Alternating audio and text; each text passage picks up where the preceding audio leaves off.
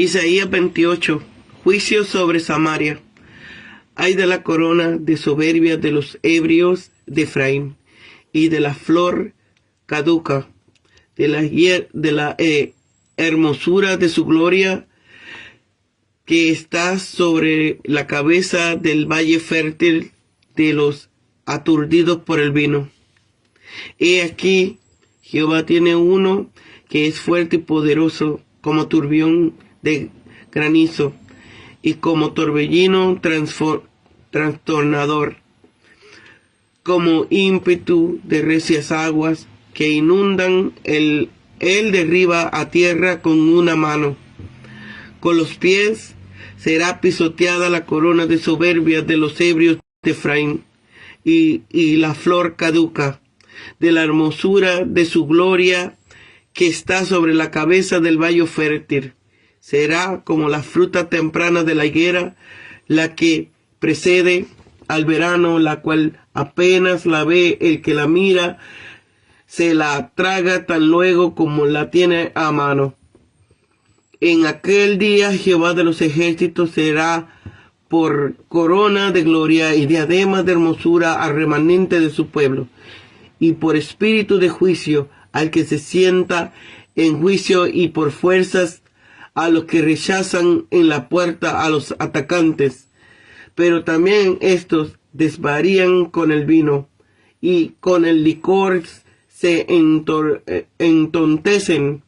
El sacerdote y el profeta desvarían por el licor, están trastornados por el vino, se aturdieron con el licor, desvarían en sus visiones, titubean en sus decisiones, porque toda mesa está llena de vómito y suciedad, hasta no haber lugar limpio. ¿A quién se enseñará conocimiento, o a quién se hará entender el mensaje? A los destetados, a los recién retirados de los pechos. Porque mandamiento tras mandamiento, mandato sobre mandato, renglón tras renglón, línea sobre línea, un poco aquí, otro poco allá. Porque en lengua de tartamudos y en extraña lengua se hablará a este pueblo, el cual se dijo: este es el lugar de reposo, dad reposo al cansado, y este es el lugar de refrigerio.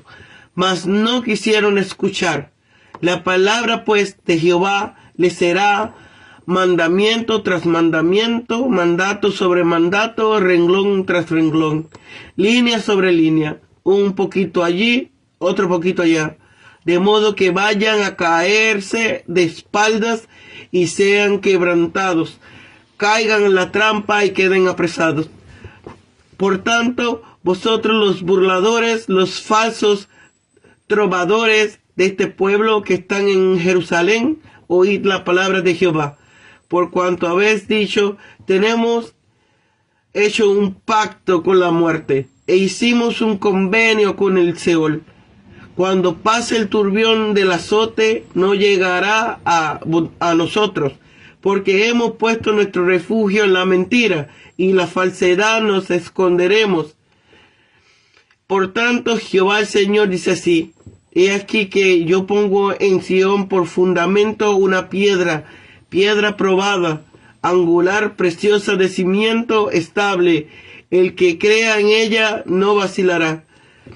Pondré la justicia como cordel y la rectitud como plomada. El granizo barrerá el refugio de la mentira, y las aguas inundará el escondrijo. Y será anulado vuestro pacto con la muerte, y vuestro convenio con el Seol no será firme. Cuando pase el turbión del azote, seréis pisoteados por él.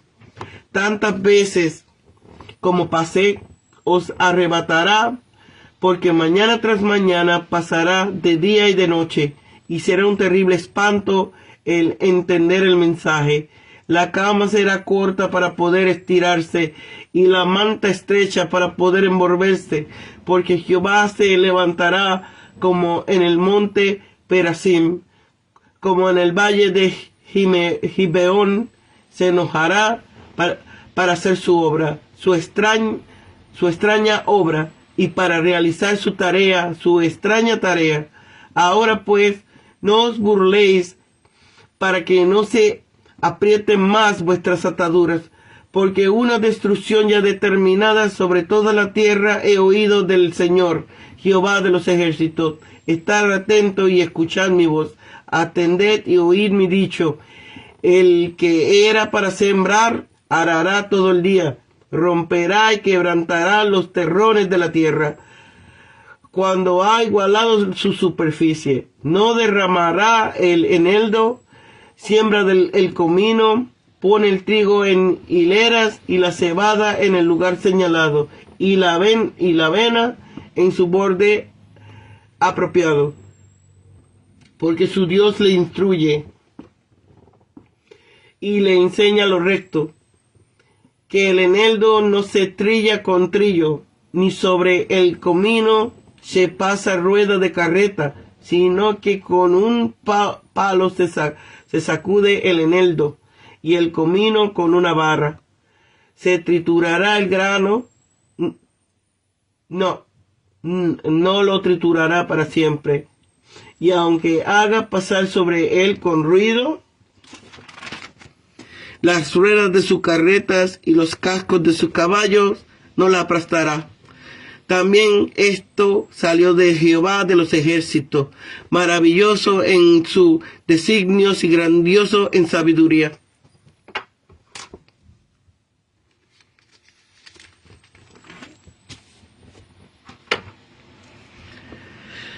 Flor caduca, referencia a Samaria, bella ciudad en aquel tiempo como una hermosa flor.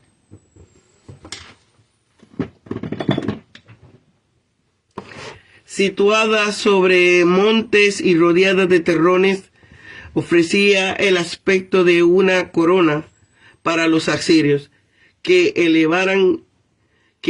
avanzaran impetuosos por el reino del norte. El orgullo de Samaria será humillada, y ya por los suelos será pisoteada su corona por los ejércitos asirios.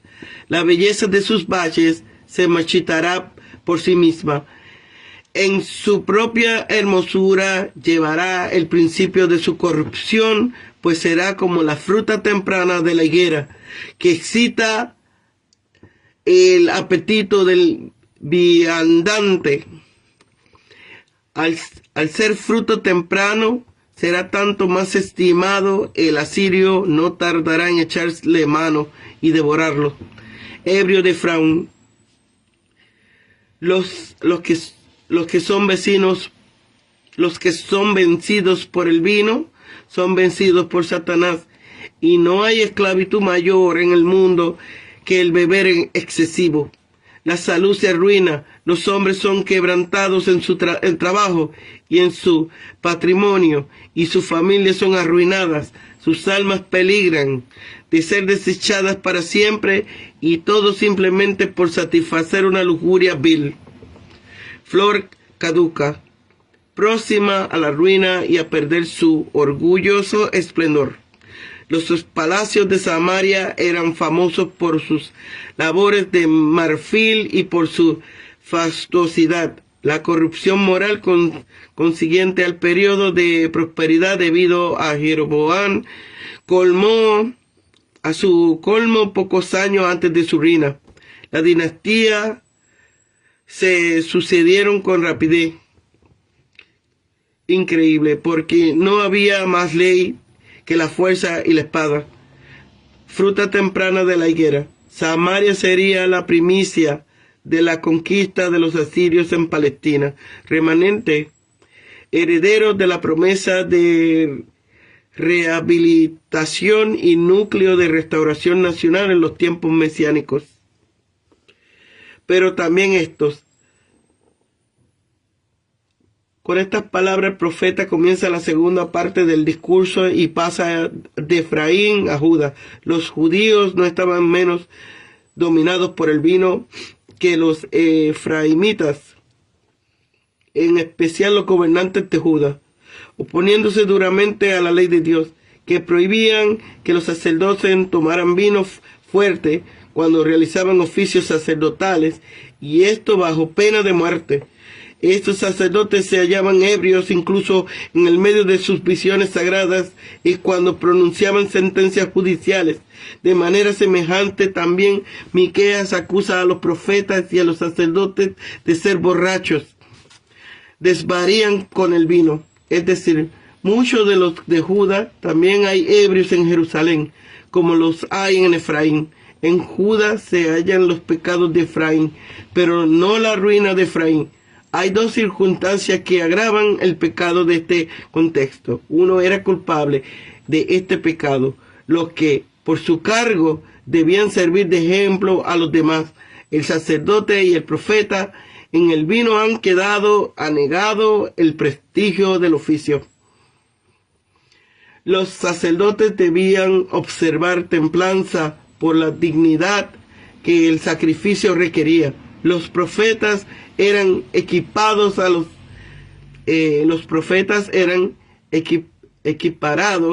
a los nazareos o nazireos, según se echa a ver por Amos 2:11. Además, su condición de videntes requería claridad de juicio y discernimiento de los oráculos que recibían.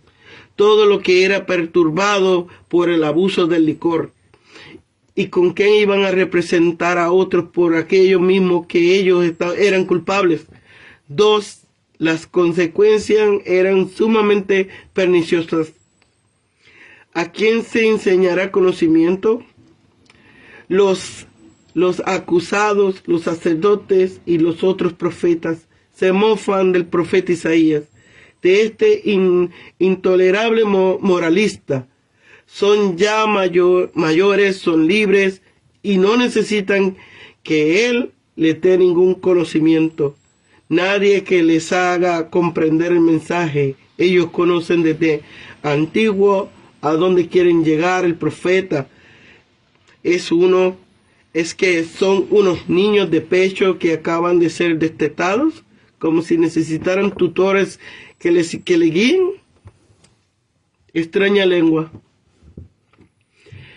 No habían querido aprender la lección en hebreo, por lo que la tendrían que aprender en asirio. Este versículo es citado por Pablo, 1 Corintios 14:21, para mostrar que la lengua son una señal para representación de los ídolos. Jehová hablará a este pueblo burlón de lengua tartamudeante con un lenguaje del mismo tipo, ya que le hablará a través de un pueblo que su juicio habla farfullando, es decir, con un lenguaje que parece de bárbaros. El idioma semítico de los asirios sonaba para el oído de los israelitas lo mismo que el bajo sajón, un dialecto provinciano. En el oído de un alemán culto, este pueblo interpretaría prácticamente la voluntad de Jehová con su propio sufrimiento. Antes aquello se despreciaba al profeta. No quisieron escuchar. Su política era muy distinta de aquello que pedía el profeta. Quedar callados, creyendo y esperando. Por eso las palabras de Jehová que ellos habían interpretado como una serie sin fin de mandamientos triviales que se convertiría para ellos en una serie infinita de penosos sufrimientos. Para aquellos que se consideraban a sí mismos como libres, que vivían solo buscándose a sí mismos, el mensaje del profeta se convertiría en una piedra sobre la que se romperían presas, en una red en la que vendrían a quedar atrapados, en una trampa donde querían casados. Pacto con la muerte. Este pacto contiene una alusión a Mot, el dios cananeo de la muerte y el Seol. El profeta responde a estos cantos de sirena de los gobernantes de Judá, falsos trovadores, y dice que dicho pacto no le valdrá. Los burlones impíos perecerán. El pecado se condensa en la autoconfianza orgullosa e insolente, que imagina que no hay necesidad de temer a la muerte ni al infierno. Pues bien, esa autoconfianza se vincula en el fondo con el deseo de buscar secretamente la ayuda de Egipto contra Siria. Lo que el profeta les hace aquí decir es algo que ellos no querían confesar de esa manera exactamente. Ellos no lo dicen, pero esta es la sustancia esencial de los pensamientos y de las palabras carnales engañosos de los representantes del pueblo de Jerusalén, tal como aparecían manifestamente en Dios, el explorador del corazón.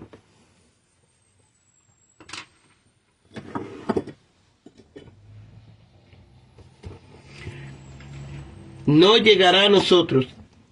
El profeta se dirige a los burladores para advertir que los planes que hacen van a fracasar.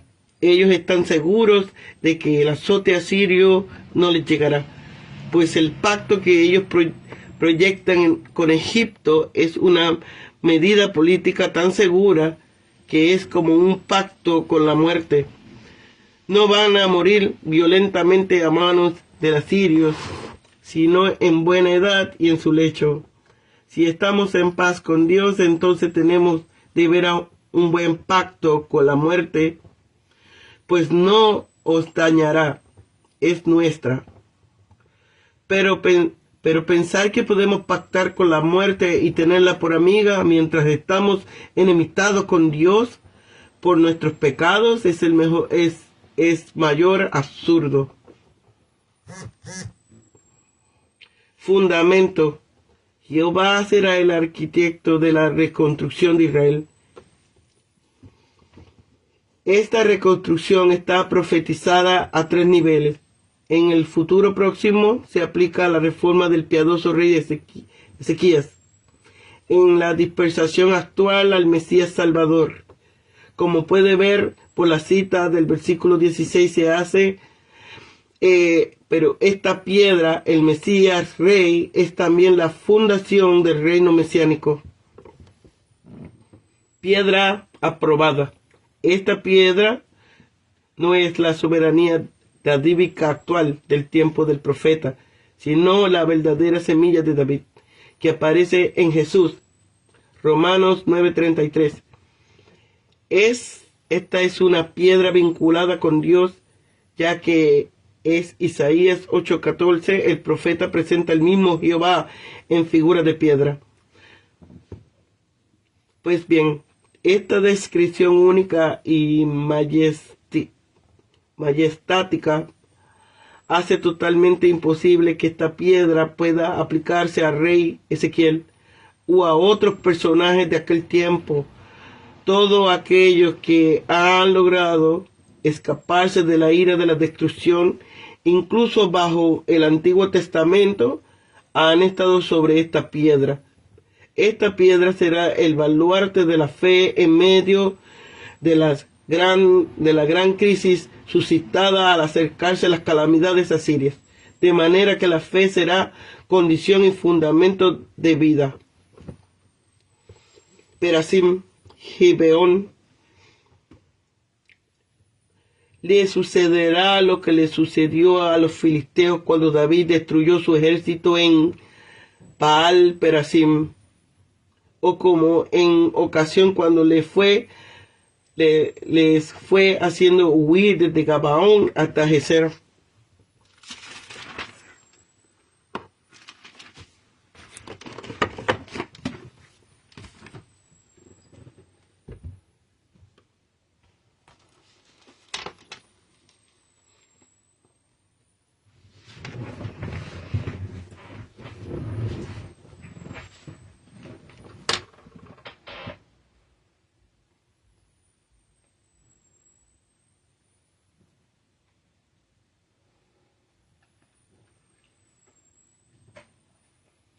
En este capítulo los efranitas reciben una reprensión y son amenazados por su soberbia y sensualidad, aunque también hay una benévola promesa del favor de Dios al remanente santo de su pueblo. También son reprendidos y amenazados por sus estupideces y su ineptitud para sacar provecho de las instrucciones que le ha dado los profetas en nombre de Dios.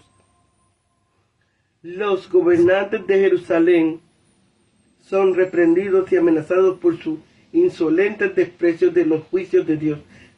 También aquí se intercala una promesa de gracia. Todo esto se confirma con una comparación sacada de las labores del agricultor. El versículo 1 describe bellamente la luctuosa situación de la capital del reino del norte, designado con el nombre de Efraín. Se trata pues de Samaria, bella ciudad en aquel tiempo como una flor, como una hermosa flor, y que, situada sobre un monte y rodeado de terrones, ofrecía el aspecto de una corona. Estamos probablemente en el año 725 a.C. Oseas, cuyo orgullo se echa de ver en su negación a pagar el tributo al sirio. Segunda de Reyes 17:4. Él y su corte continuaron viviendo suntuosamente sin preocuparse mucho de la medida que Asiria tomaría. No hay que ir muy lejos para percatarse de estas medidas. Samaria iba a caer en poder de Sennacherib 3 años después. Los de Efraín eran bien conocidos por su ebriedad sobre la cabeza de los aturdidos por el vino. La hermosura y orgullosa corona de Samaria iba a ser una corona de flores caducas, pues Jehová iba a traer sobre ellas al fuerte y poderoso rey de Asiria, que avanzaría como torbellino trastornador.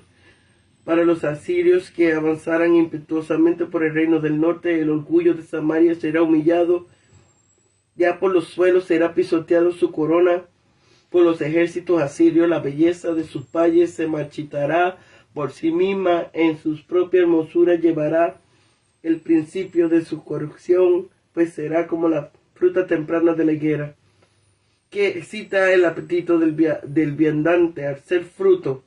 Pero en aquel día, nótese su tono escatológico, Jehová será para el remanente de su pueblo lo que Samaria no ha sido.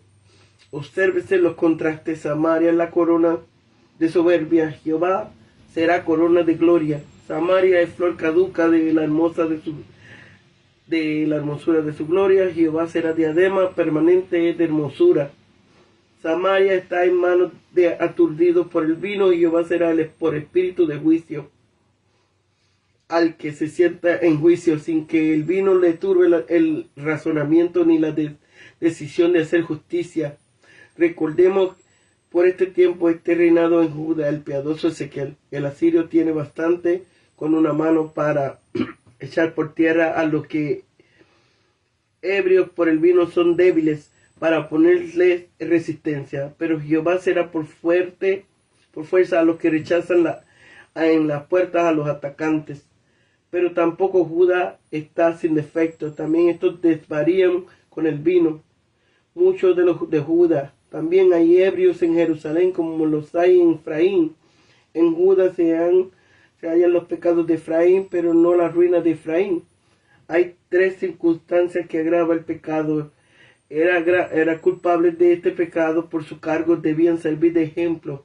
El sacerdote, el profeta, en el vino han quedado abnegado el prestigio del oficio. Los sacerdotes debían conservar templanza por la dignidad que el sacrificio requería. Los profetas eran equipados a los nazarenos o nazireos, según se echa a ver. Además, su condición de vidente requería claridad, discernimiento, todo lo que era perturbado por el uso del licor. ¿Y cómo iba a reprender a otros si ellos mismos eran culpables? El estar trastornado por el vino, aturdidos por el licor, los profetas desvarían en sus visiones, mientras que los sacerdotes titubean en sus decisiones. La enfermedad tiene carácter de epidemia, porque toda mesa está llena de vómito y suciedad hasta no haber lugar limpio. Se ha sugerido que la aristocracia de Judá estaba celebrando la retirada de los asirios y que Asiria, al tomar por sorpresa a los licenciosos juarguistas, presenció una escena como la que describe aquí.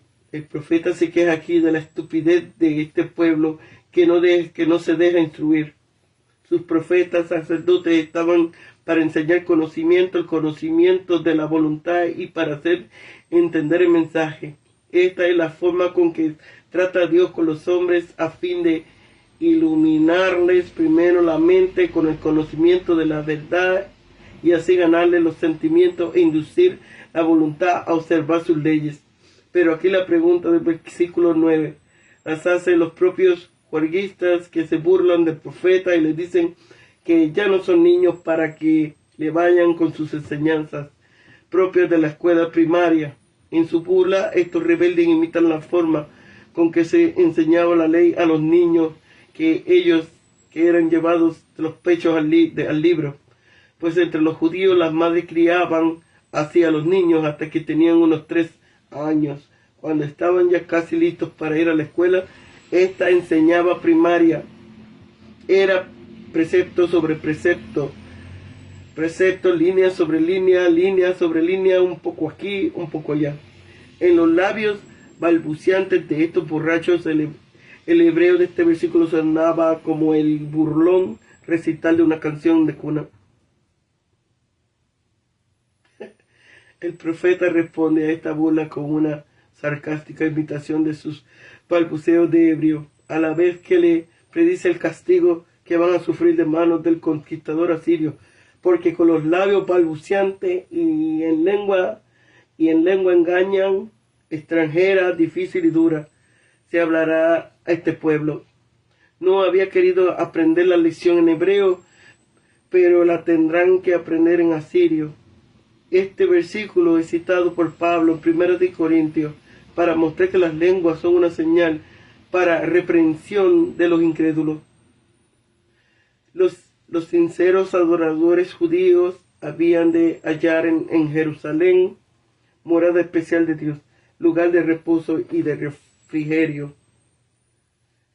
El verdadero camino de la paz y de la seguridad para el pueblo afligido era mantenerse lejos de cualquier alianza con Egipto y no dar oídos al partido antiasirio que buscaba la alianza mencionada para ir juntos precisamente contra Siria. Después de imitar la misma frase que burlonamente habían pronunciado los ebrios huerguistas, añade que, con la misma precisión y meticulosidad del precepto sobre precepto, línea sobre línea, les había de sobrevenir a ellos la retribución que merecían por sus voluntarias transgresiones. Contra el parecer, nota del traductor, el versículo 15 da a entender claramente el pacto con la muerte. Lo hacen aquí los falsos trovadores del gobierno de Judá, que eran partidarios de un pacto con Egipto contra el azote restregador de Asiria. El pacto con la muerte contiene una alusión a Mot, el dios cananeo de la muerte y del Seol. El profeta responde a estos cantos de sirena de los gobernantes de Judá y dice que dicho pacto no les valdrá.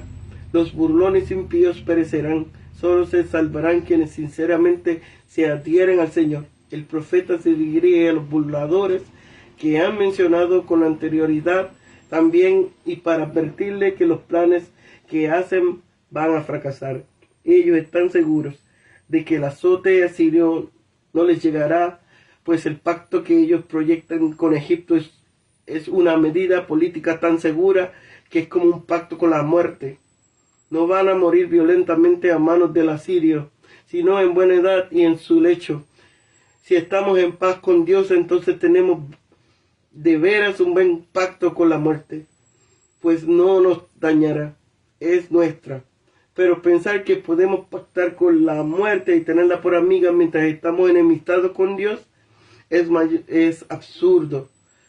Las dos últimas frases necesitan una aclaración. Mentira, falsedad no están en labios de los propios burladores, sino, como advierte, son la reproducción irónica de que el profeta hace de la confiadas aserciones de ellos. En efecto, Isaías le hace ver dónde está el verdadero refugio y cómo fracasa la falsa seguridad. Jehová solo que será el arquitecto de la reconstrucción de Israel. Esta reconstrucción está profetizada a 3 niveles. En el futuro próximo se aplica a la reforma del piadoso rey Ezequías. En la dispensación actual el Mesías Salvador, como puede verse por la cita del versículo 16, Romanos 9:33.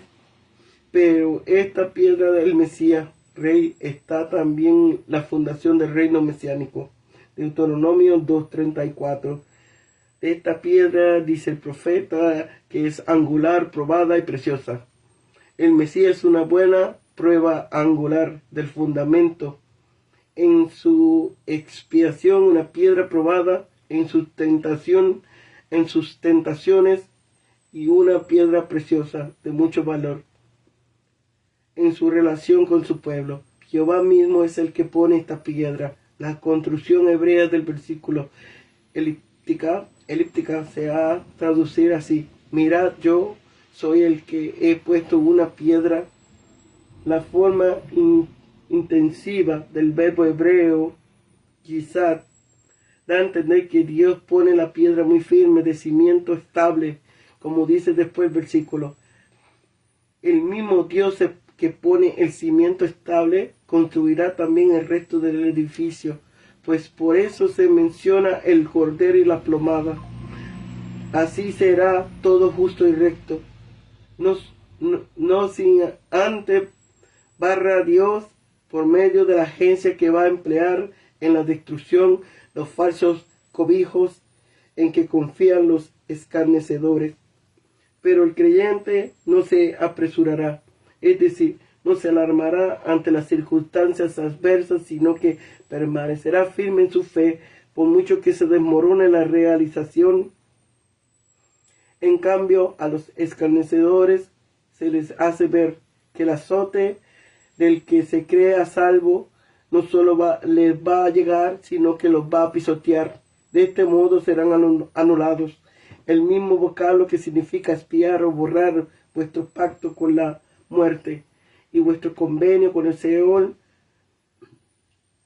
no permanecerá en pie. A los que se quejaban burlonamente de que Isaías les predicaba un mensaje solo adecuado para los recientes destetados, les será dado un mensaje cuyo entendimiento le ha de causar un espanto terrible. Los que hasta ahora habían disfrutado de las lujosas comodidades no tendrán espacio suficiente donde acostarse, ni ropa suficiente con que abrigarse. A este enojo de Jehová contra su pueblo lo llama el profeta extraña obra y extraña tarea, porque un castigo tan duro no era la forma corriente con que trataba a su pueblo. El versículo 22 contiene una severa advertencia a Judá para que deponga su descarada actitud. De lo contrario, las ataduras se apretarían más y sería imposible escaparse el decreto de destrucción. No es irrevocable. Que no se burlen estos escarnecedores de las amenazas divinas, pues el profeta les asegura que el Señor, Adonai, Jehová de las huestes, ha decidido firmemente exterminación sobre toda la tierra,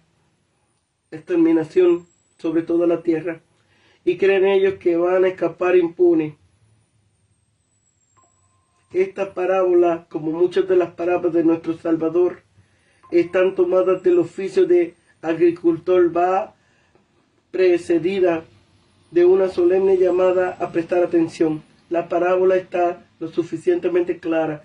El labrador se dedica con todo esmero y prudencia a su oficio y observa cierto método y orden en su obra.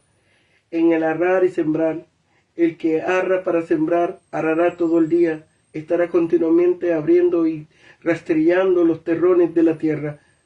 Obviamente, puesto que ara para sembrar, no se pasa todo el día arando, sino que cuando el terreno está ya bien preparado, procede a sembrar. Una vez que ha igualado el terreno, siembra la semilla en su lugar y proporción conveniente. En el modo de trillar el grano, esto también requiere su método y orden. Cada clase de cereal requiere su modo especial de obtenerlo. No todos se trillan, sino que el eneldo se sacude con un palo, y el comino con una vara, y aún los cereales que se trillan, como el trigo y la cebada, el grano, no son aplastados o molidos con el trillo, sino que aun cuando la carreta pase sobre él, los caballos que tiran de las carretas hagan mucho ruido, no es para molerlo, sino solo para separar el grano de la paja. La mayoría de los comentaristas hacen de la parábola una respuesta a lo que se revela contra los juicios de Dios. Le dan la siguiente aplicación: así como el labrador no está siempre arando, sino que también dedica su tiempo a sembrar, así también Dios no está siempre amenazando, sino que también descarga sobre los contumaces los castigos que se merecen, pero lo hace con sabiduría a fin de que lleguen a arrepentirse y cambiar de conducta. Pero podemos dar a esta parábola mayor amplitud. Es Dios quien instruye al labrador y le enseña lo recto, pues es Dios. Los labradores necesitan discreción para hacer bien su tarea. El arte de la agricultura merece ser recomendado, pues es un servicio más necesario para la humanidad, el que le puede prestar la mayoría de los demás artes. La habilidad del labrador procede de Dios. Esto disminuye algo el peso de la sentencia que gravita sobre el hombre a causa del pecado. Pues vemos aquí que aun cuando Dios es castigo del pecado, le mandó al hombre trabajar la tierra con sudor y fatiga. Le enseñó cómo hacerlo de forma que más le convenía. A todos da Dios la habilidad para un oficio determinado, así como la inclinación a practicarlo con gusto, pero los labradores necesitan mayor discreción y aún mayor inclinación, porque ellos dependen directamente de la providencia. En cuanto al otro ejemplo del método del labrador en obtener el grano, leemos también: esto salió de Jehová de las huestes. Y si esto, que pertenece todavía al arte de la agricultura, procede de la discreción que Dios otorga, mucho más el destino y las vicisitudes de la humanidad. En realidad, nota del traductor, todo el versículo 29 refiere al caso histórico de la Israel en las circunstancias de la sazón. Resumen admirable la parábola y su aplicación. Es Dios quien le ha enseñado al labrador lo que hay que hacer. Dios tiene también su plan acerca de Judá y usa los medios y remedios que las circunstancias requieren.